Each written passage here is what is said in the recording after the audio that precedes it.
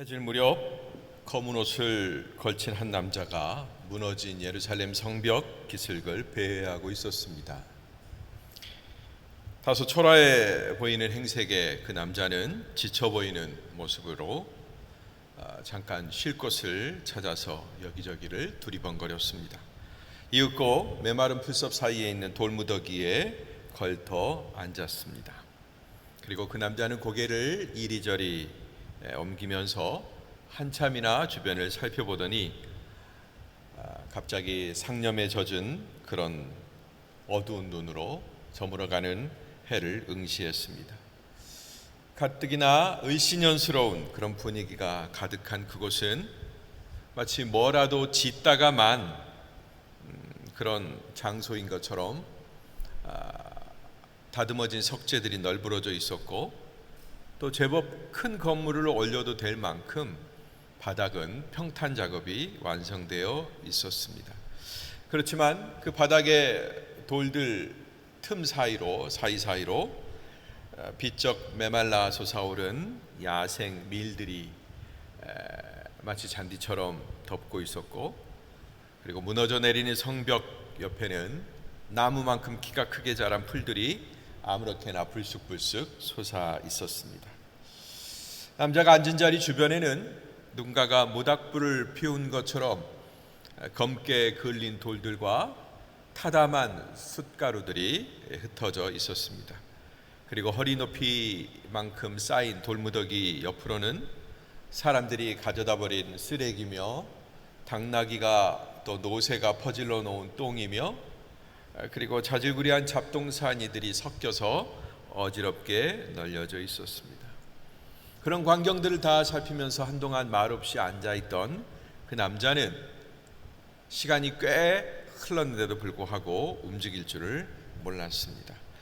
그러다가 가끔씩 허물어지는 긴 탄식을 내뱉고, 또 갑자기 미친 사람처럼 울분에 찬 사람처럼 주먹을 크게 쥐고 자기 무릎팍을 내리치고는 했습니다. 그러다가 이제 마치 무슨 다짐이라도 한 것처럼 갑자기 자리를 박차고 일어나더니 어디론지 쏜살같이 사라져 버렸습니다. 예루살렘은 아직 성전을 세우고 있지 못하고 있었습니다. 성전 재건의 의욕이 저 사마리아 사람들 때문에 좌절되자 성전을 지어야 되겠다라는 그런 열망, 그들이 처음에 품었던, 몇 년 전에 품었던 그 열망은 싸늘히 식어져 있었습니다. 그러다 언제부터인지 북쪽, 예루살렘 북쪽 다마스쿠스 성문 옆자리에 시장이 열렸습니다.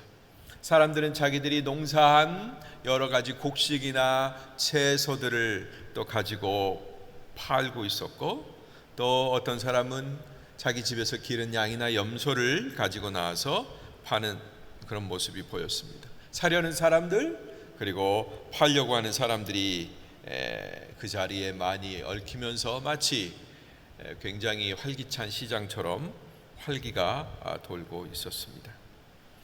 그 성문 앞을 살짝 지나서 안쪽으로 들어서면 집들과 연결된 가게들이 하나둘씩 생겨나고 있었습니다.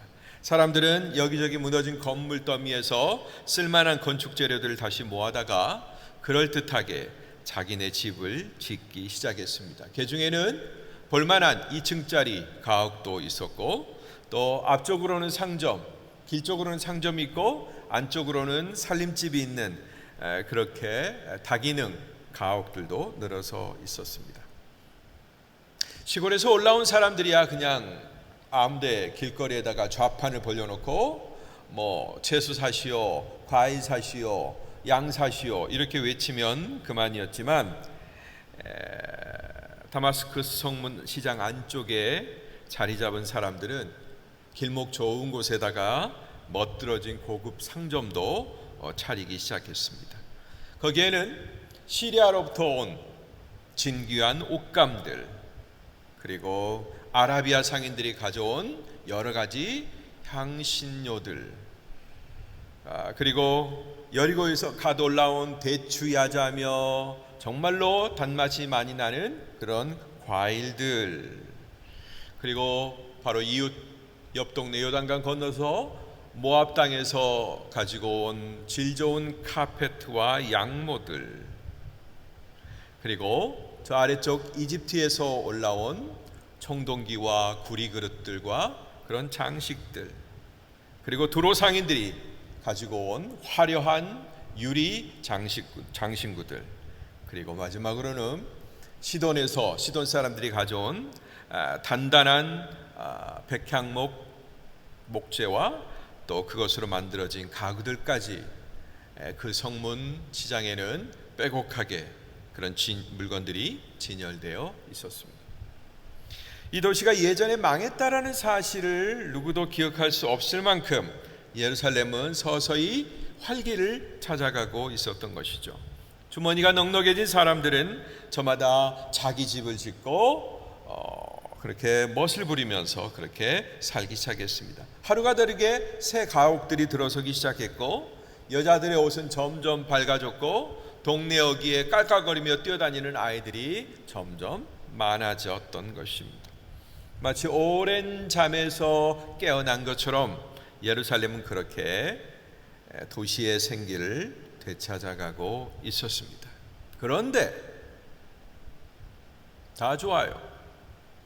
그런데 갑자기 시장 어귀에서 웬 사나이가 고래고래 소리를 지르면서 나타난 것입니다. 검은색 망토같이 괴상한 옷을 걸친 그 사내는 누구냐? 바로 어제 그 성전산 기슭에서 이리저리 헤매이던, 배회하던 그런 남자였습니다. 가만 보니까 그 사람은 상당히 흥분해 있었어요. 그리고 갑자기 지나가는 사람들을 불러 붙들더니 냅다 소리를 질러대기 시작했습니다. 갑자기 놀란 사람은 멍하니 그냥 할 말을 잃고 바라볼 뿐이었죠. 또 몇 걸음 걸어오던 이번에는 장사하는 사람들을 대고 막 붙들고 그 사람을 마구 나무라기 시작했습니다. 멱살을 잡고서 흔들면서 막 그렇게 나무라기 시작했어요. 마치 엄청난 죄를 지은 사람을 비난하고 힐난하는 것처럼 눈을 찌를 듯이 막 멱살을 잡고 삿대질을 하면서 안 할 말 못 할 말 하면서 그 사람을 혼내키고 있었습니다. 파랗게 겁에 질린 그 남자는 아무런 저항도 하지 못하고, 그 시장 사람들은 불같은 진노에 사로잡힌 그 남자의 행패에 꼼짝을 못하고 있었습니다. 그 시장 내거리가, 그 활기차게 좋은 분위기가 일어나던 그 시장 내거리가 갑자기 찬물을 확 끼얹은 듯이 조용해졌던 것이죠. 물건을 사고 팔던 사람들, 돈을 맞바꾸던 사람들, 그리고 저 한켠에서 시장에 가면 다 있듯이 그렇게 먹거리들로 먹방하던 사람들, 모두가 다 무슨 벼락이라도 맞은 듯이 그 남자를 꼼짝없이 바라보고 있었습니다. 이렇게 한동안 시끌벅적한 소란한 그 시장이었지만, 그 시끌벅적한 소란함이 시장을 막 훑고 지나갔지만 누구 하나 나서서 그 남자를 제지하지 못했어요. 무슨 경찰이 나와서 호루라기를 뿌르륵 불면서 그 사람을 체포해 가지도 않았습니다. 범상치 않은 그 남자의 엄한 꾸중을 듣고서 그것을 들은 모든 사람들이 오히려 고개를 숙이거나 못 들은 척 외면하고 있었습니다. 그런데 거기에는요, 그 군중들 사이에 아주 참담한 듯 그 광경을 물끄러미 바라보고 있는 두 사람이 있었습니다. 한 명은 예루살렘의 총독 스룹바벨이었고, 또 한 명은 존경받는 제사장 예수아였습니다. 그들은 멀리서 어떤 미친 인간이 대낮에 행패를 부리는가 하면서, 술 취한 사람인갑다 하면서 그 남자가 하는 짓거리를 바라보고 있었습니다. 그런데 혀를 끌끌 차기도 전 바로 그 즈음에 마침 잘 만났다는 듯이 그 험상궂은 소리를 고래고래 지르던 그 남자가 갑자기 스룹바벨과 예수아를 향해서 성큼성큼 다가왔습니다. 그리고 냅다 소리를 지르면서 그 두 사람을 쏘아붙이기 시작하는 거예요. 뭐라고 쏘아붙였느냐? 이렇게 쏘아붙였습니다. 총독 스룹바벨이여, 똑똑히 들으시오. 지금 성전이 이렇게 무너진 채로 남아있는데 당신들은 꾸며진 집에서 안락하게 사는 것이 과연 맞소? 당신들의 현실을 한번 들여다보시오. 당신들은 많이 심었지만 아주 조금밖에 거두지 못했어. 먹어도 배부르지 못했고, 그 다음에 마셔도 시원함을 느끼지 못했어. 입어도 따뜻하지 않았고, 그 다음에 열심히 일해서 품삯을 벌었어도 마치 구멍난 주머니에 넣은 것 같이 다 없어지고 말았어. 왜 그런 줄 아시오? 왜 그런 줄 압니까? 그것은 바로 여러분들이 마땅히 지어야 될 여호와의 성전을 지을 그 책임을 외면하고 있었기 때문이요. 이렇게 그 고관들 앞에서 두려워하지도 아니하고 맹렬한 소리로 쏘아붙였습니다. 그 성난 목소리는 너무나 당돌하면서도 직선적이었습니다. 그래서 제 아무리 총독이라 할지라도 그 옳은 소리에 저항할 수가 없었습니다. 두 유대 지도자의 얼굴은 화끈거리기 시작했습니다. 내가 이런 사람인데 내 체면이 이렇게 깎였구나, 그런 체면 때문이 아니라 정말로 마음 깊숙이로부터, 저 가슴 밑바닥으로부터 감출 수 없는 부끄러움이 솟아 올라왔기 때문입니다. 그렇습니다. 그들은 성전을 재건하라고 하는 여호와의 지시를 받았으면서도 현실의 벽 앞에서 좌절하고 있었고, 그 다음에 언제 도대체 우리가 건설할 수 있을 것인가 생각 많이 했지만, 그러나 합리성의 사슬에 묶여 있었던 것입니다. 그 상태로 성전 재건이 멈춰진, 성전 건축이 멈춰진 그 상태로 그들은 이미 벌써 몇 년의 세월을 호송세월하고 있었던 것입니다. 한 발짝도 나아가지 못했어요. 돌 하나 더 높이 세워지지도 못했습니다. 그저 환경과 여건이 다시 좋은 쪽으로 개선되기만을 하염없이 기다릴 뿐이었습니다. 그러나 이제 하나님은, 여호와 하나님은 믿음이 아닌 이성, 그 다음에 믿음의 역사가 아닌 합리성의 논리에 빠져있는 그들이 깨어나기를 바라셨던 것입니다. 그래서 그들이 더 이상 미적거리지 못하도록 그의 종을 보내셨던 것입니다. 그 성난 목소리의 주인공, 마치 스룹바벨의 멱살이로 잡을 듯이 맹렬한 소리로 외치는 그 해괴망측한 광경의 주인공이 바로 누구냐? 그는 바로 여호와 하나님이 유다에게 보내신 학개 선지자였던 것입니다.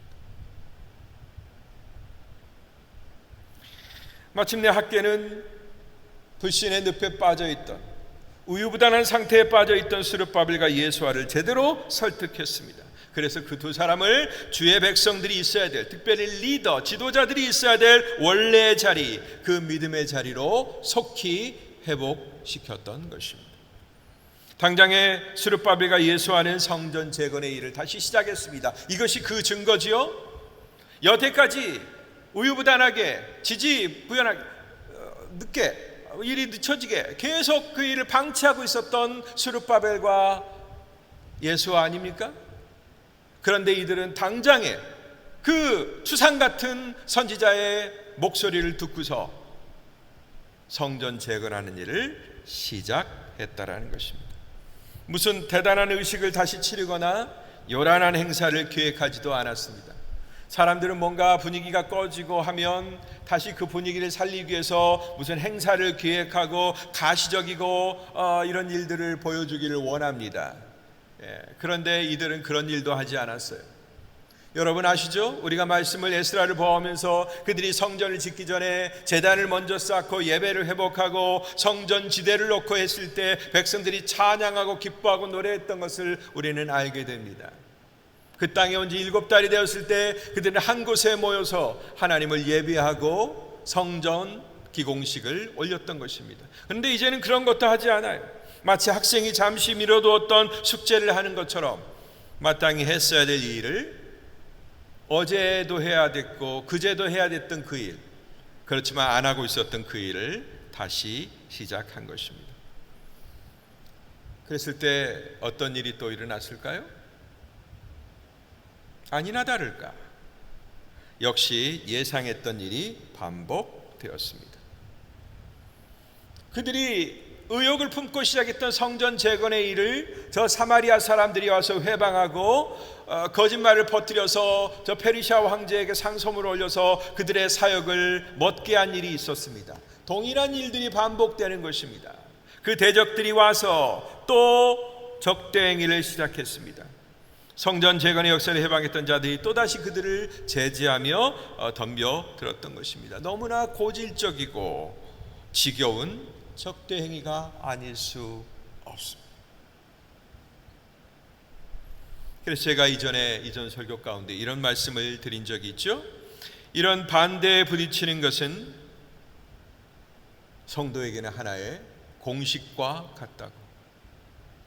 우리가 성도라면, 우리가 주의 사람이라면, 그래서 주님으로부터 감동받은 어떤 일을 우리가 진행하고자 한다면 그때는 반드시 공식처럼 반대에 부딪히게 되어 있다라는 것입니다.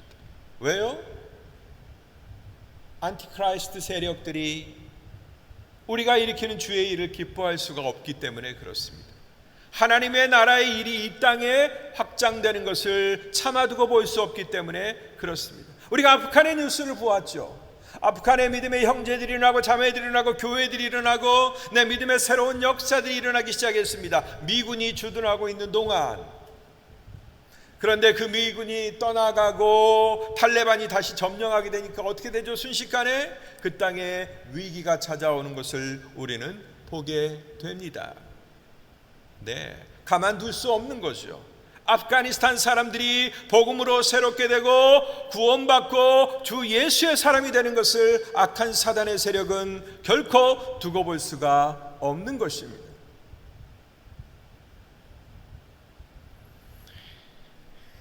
여전한 의심과 악의적 고발을 담은 상소문이 페르시아 왕에게 전달되었습니다.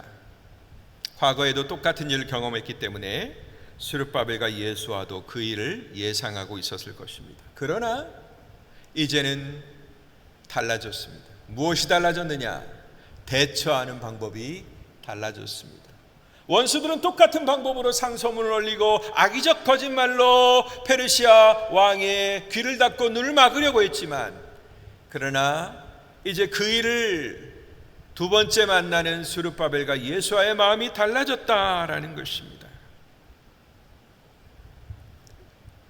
자신들의 비겁함을 그대로 들춰냈던 선지자를 통해서 그들은 여호와 하나님의 열망이 무엇인지를 제대로 깨달았던 것입니다. 국제정세만 관찰하며 합리적 판단에 의존하던 그들의 시각은 자기 자신들을 뜨겁게 고문시켰던 그 선지자의 외침 한마디에 완전히 보는 안목이 달라지게 된 거예요. 다른 각도로 보기 시작하게 된 거예요. 시각이 달라진 거예요. 합리적인, 여느 사람이면 다 생각할 수 있는, 열이면 열 다 그렇게 생각하는 그런 생각의 방식을 벗어나서 그 일을 맡겨주신 여호와 하나님의 시각으로 이 일을 보기 시작했다라는 것입니다. 그들은 더 이상 적대적인 반대를 두려워하지 않았습니다. 이전만 해도 그 고발이 왔을 때 당황하고 아무 말도 하지 못했습니다. 그래서 페르시아 황제가 그 공사를, 성전 건축을 중지시켰을 때 아무런 저항도 하지 못했습니다. 그들은 어떤 자기들을 위해서 변론도 내어놓을 수가 없었습니다. 그냥 가슴만 앓을 뿐이었죠. 그러나 그들은 당당하게 자신들이 지금 현재 어떤 일을 추진하고 있는지를 제대로 밝히고 있습니다. 자기들의 일이 탄로나고 그래서 좌절될까봐 두려워해서 숨기거나 왜곡하지도 않았습니다. 있는 그대로, 지금 하고 있는 그들의 일을 그대로, 있는 그대로 밝혀준 것입니다. 그리고 지금 자기들이 하고 있는 이 일은 근거가 있는 합법적인 일이라는 것을 과감하게 주장했습니다. 여러분, 지난 장에서 우리는 보았죠? 저 사마리아 사람들이 이상한 사실을 만들어내고 그 거짓말로 페르시아 왕제에게 상소를 올렸을 때 누구 하나 그거에 대해서 사실을 알리는 자가 없었습니다. 고레스 황제가 직서를 해서 그 성전 건축을 하라고 했다고 하는 역사적 산실이 분명한데도 불구하고 누구 하나 그 재료를 가지고 그 사실을 가지고 그 역사적 사실을 변호하려거나 왕에게 알리려고 하는 자들이 없었습니다. 그냥 속수무책으로 당하고 만 거예요. 그러나 이제는 달랐습니다. 우리가 하는 일은 근거가 있는 일입니다. 우리가 하고 있는 일은 합법적인 일입니다. 그리고 그 성전의 역사도 소상하게 소개를 했습니다. 왕에게 거기다가 뭐라고 욕까지 안 좋아하세요? 우리말이 사실인지 거짓인지 지난 역사를 한번 살펴보십시오. 이렇게 요구까지 했습니다. 너무나 재미있게도 이런 것은 바로 그들의 회방꾼들이 사용했던 방법이었습니다. 그래서 유다를 여지없이 좌절시켰던 그런 방법이었어요. 이 원수들이 옛날에 다리오 왕제에게 얘기합니다. 이 가나안 지방에 있는 이 사람들이 어떤 반영의 역사를 가지고 있는지를 지난 역사를 통해서 한번 살펴보십시오. 그랬더니 정말로 이 사람들이 고대 바벨론에게 아시리아에게 막 반항했던 일들이 막 드러나지 않겠습니까? 그러니까 왕이 두려워하고 성전 공사를 막았던 거죠. 그런데 그 악인들이 썼던 그 방법을 이제는 주의 백성들이 사용하며 자료를 확인해 보려고, 기록을 확인해 보라고 그렇게 요청하고 있는 것입니다. 자, 그렇다면 그런 유다에는 어떤 결과를 맞이하게 되었을까요? 이전처럼 페르시아 황제가 주상 같은 분노로 유다의 성전 재건의 역사를 또다시 그르치고 말았을까요? 이 유다 사람들은 섣불리 시작한 그 일을 통해서 다시 한번 쓴맛을 보고 말았을까요?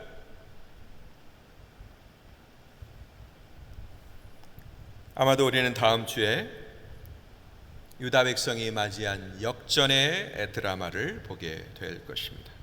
그 전에 지금은 오늘의 주제, 바로 반대를 무릅쓰는 힘의 근원이 무엇인지를 조금 더 살펴보기를 원합니다. 무엇이 그들의 태도를 바꾸었나?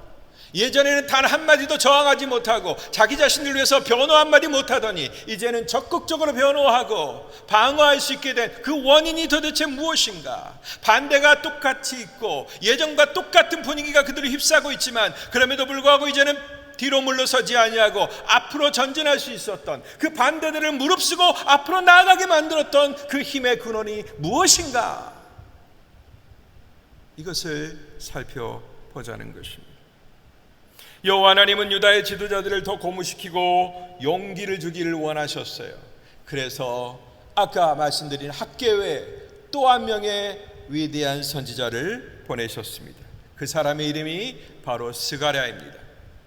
성경 구약성경 제일 뒤편에 학개, 스가랴, 말라기를 구성하는 학개와 스가랴의 주인공들이죠. 여호와께서 거기에서 어떻게 외치셨는지를 보겠습니다. 스가랴 4장 6절 7절 말씀을 함께 보겠습니다. 한 목소리 읽습니다. 그러자 그가 내게 말했다. 이것이 스룹바벨에게 하신 여호와의 말씀이다. 내 힘으로도 안 되고 내 능력으로도 안 되고 오직 내 영으로만 된다. 만군의 여호와가 말한다. 큰 산아 내가 뭐냐? 스룹바벨 앞에서 내가 평평해질 것이다. 그가 성전을 지을 머릿돌을 가지고 나올 때 은혜가 거기 있다라고 외치는 소리가 있을 것이다. 아멘. 바로 이것인 것입니다. 이 선포와 울림이 여호와 하나님께서 그의 사람에게 주시는 위력이자 결코 닳지 않는 에너지인 거예요. 이게 그들을 바꾼 겁니다. 상황은 똑같아요. 사람도 똑같아요. 일을 하고자 하는 열망 조금, 그걸 반대하는 세력들 어마어마하죠. 달라진 게 아무것도 없어요. 오히려 이스라엘 백성들 가운데, 유다 백성들 가운데 성전을 지으려고 하는 그 열망만 더 사라졌을 뿐이죠. 없어졌을 뿐이죠. 오히려 더 악화가 됐습니다. 그럼에도 불구하고 이 스룹바벨과 예수와 백성들의 지도자들로 하여금 무릅쓰고 돌파하게 하고 방어하게 하고 적극적으로 변호하게 하고 그 일을 성취하도록 밀어낸 그 힘이 뭐냐? 바로 이 말씀이다라는 거예요. 큰 산아, 내가 뭐냐?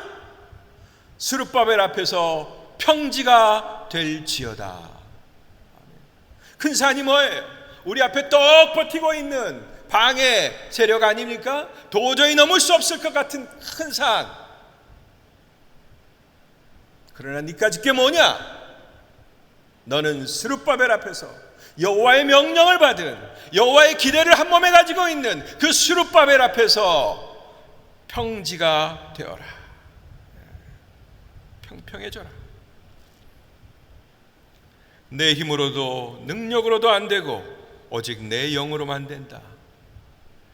오직 주 여호와를 의뢰하고 나아가라고 하는 그런 격려이자 힘찬 명령인 것입니다. 그가 성전의 머릿돌을 가지고 나올 때, 스룹바벨입니다. 그가 성전의 머릿돌을 가지고 나올 때 은혜가 거기 있다. 네, 바로 이것입니다. 은혜가 거기 있다. 스룹바벨이 성전을 지을 모퉁이 돌, 중심이 되는 돌이죠. 그것을 가지고 나올 때 그 큰 산이 버티고 있고 방해하고 있고 못 가져가게 막고 있는데 그것을 뚫고 큰 모퉁이 돌을 가지고 나올 때 어떤 음성이 들린다고요? 은혜가 거기 있다. 이 소리를 듣게 될 거라는 것입니다. 누구에게 은혜가 있어요? 여호와의 성전을 짓는 그 모퉁이 돌을 파서 가지고 오는 스룹바벨에게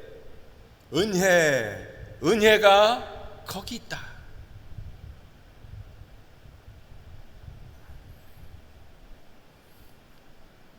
바로 이 말씀이 우리로 하여금 무릅쓰고 나아가게 하는 힘인 것입니다. 여러분, 그런 반대에 부딪혀 보신 적 있습니까? 스룹바벨과 유다 백성들이 직면하고 있는 그 반대에 여러분 부딪혀 보신 적이 있습니까? 그런 인생의 큰 회방거리가 내 앞에 놓여서 앞으로 가지도 못하고 뒤로 가지도 못하고 절망 가운데 빠져보신 적이 있습니까? 그때 하염없이 넋놓고 있을 것이 아니라 바로 이 말씀을 붙들자라는 것입니다. 모든 반대와 모든 회방과 처절한 절망까지라도 무릅쓰게 하는 그 능력이 바로 여기에 있는 것입니다. 이것이야말로 성도가 세상과 세상의 모든 회방을 뚫고 돌파하는 진정한 에너지요 힘인 것입니다. 스룹바벨아,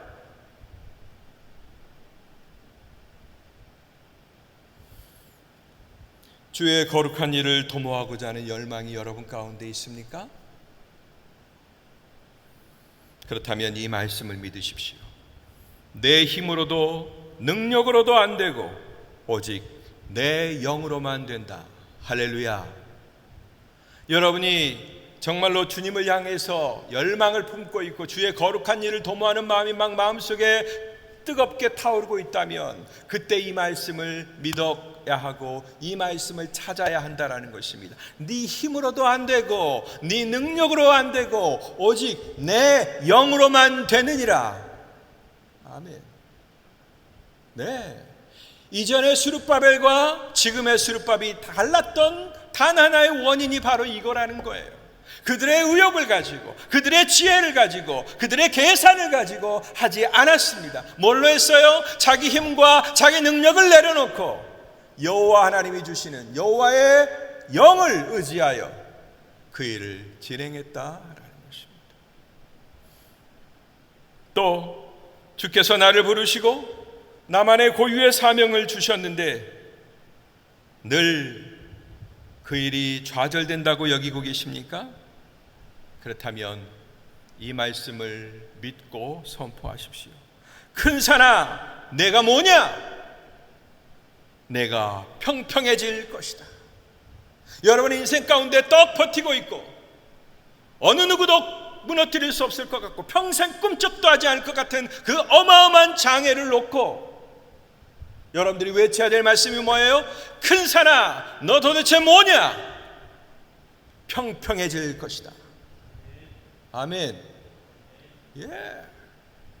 이 엄청난 격려와 이 엄청난 위로를 하나님은 학계를 통해서, 스가랴를 통해서 일을 추진해야 되는 스룹바벨을 감동하시고 그 일을 도와야 하는 예수아를 감동시키셨던 것입니다.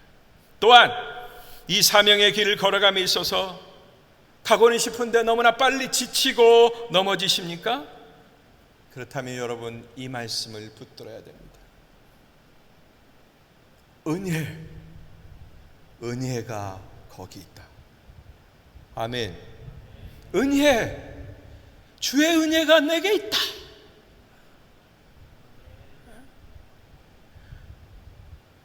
정말로 다 포기하고 싶고 앉아버리고 싶고 에라 모르겠다 던져버리고 싶고 그냥 주저앉고 싶을 때, 그때 우리를 돌파하게 하고 우리를 새롭게 하고 새로운 의욕을 품고 나아가게 만드는 힘이 뭐냐?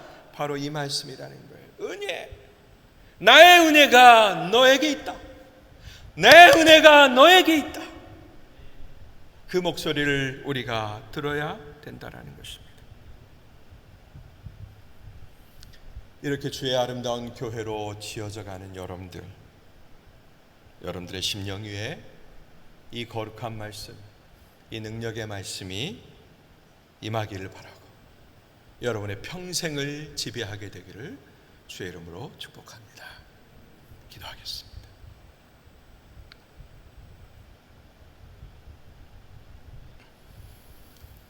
주님, 우리는 늘 내 힘으로 아니면 나를 사랑하는 자들의 돕는 힘으로 무언가를 하려고 했습니다. 눈에 보이는 사람의 힘으로 어떤 일을 할 수 있다고 믿었고 그런 방식만을 고수해 왔습니다. 그러나 주님, 바로 내 힘으로도 안 되고 능력으로도 안 되고 오직 내 영으로만 된다라는 이 확실한 말씀을 우리의 영혼 가운데 들려주시고 이제부터는 나 혼자 내 힘만으로, 내가 동원할 수 있는 이 땅의 힘만으로 무엇을 하려고 했던 모든 시도를 내려놓고 오직 주님을 의뢰하며 주님을 믿으며 주의 힘 때문에 나아가는 그런 저희의 인생이 되게 하여 주시옵소서. 수많은 장애와 회방 앞에 내가 어찌해 볼 수 없는 어마어마한 장애 앞에 부딪힐 때마다 낙담하고 좌절하고 무너져 버리고 혹은 돌아갈 방법을 찾고 편법을 구할 것이 아니라 큰 산아, 네가 도대체 뭐냐?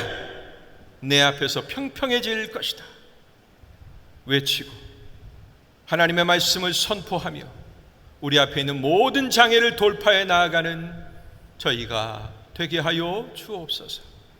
뿐만 아니라 이 믿음을 살아가면서도 때로는 좌절하고 정말로 포기하고 싶어서 모든 것 다 내려놓고 싶을 때 내 은혜가 내게 있다. 내가 부어준 내 은혜가 너에게 있다. 이 말씀을 기억하며 다시 일어나 전진하는 저희가 되게 하여 주시옵소서.